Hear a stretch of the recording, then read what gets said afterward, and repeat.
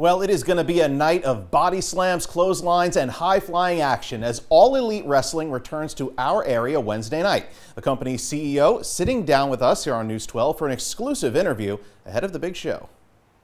It's going to be a great crowd, and AEW's become the ticket-selling champion of New York wrestling, which is pretty awesome. All Elite Wrestling is back in town with a huge card on tap for UBS Arena at Belmont Park Wednesday night. Here at UBS, we've done as well as anybody in this market around New York on Long Island, and in particular, this is a great venue for us. AEW CEO and President Tony Khan sitting down with us to discuss all things wrestling, including the fans here in New York and what makes us so special. I think the New York fans come from a place where there's been more big wrestling shows and more of a tradition of big box office, internationally worldwide renowned pro wrestling here. That tradition should continue Wednesday with AEW Dynamite and Rampage, seen on TBS and TNT respectively.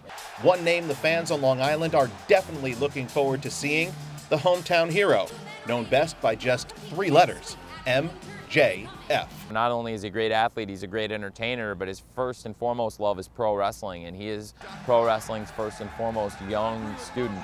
And when you package all of those things together, it has made him probably the best young prospect in all of pro wrestling. But not everyone is a fan. Outside of the New York market, I don't think MJF gets cheered much. He's pretty universally hated. Tickets are still available for the show, which also features names like CM Punk, Jeff Hardy, and more in action. As for the 39-year-old, who is also the co-owner of the Jacksonville Jaguars and Fulham of the English Premier League, Khan is living out his dream of running his own wrestling company, a dream that the pandemic threatened but couldn't keep down for the count. We were able to come out of the pandemic, I think, even stronger than when we went in, and we went in with a ton of momentum, and people wondered how we'd sustain it with live events being impacted, and we were creative and managed to put together shows. Now we're touring finally up here in New York in this mecca of wrestling, and it means a lot.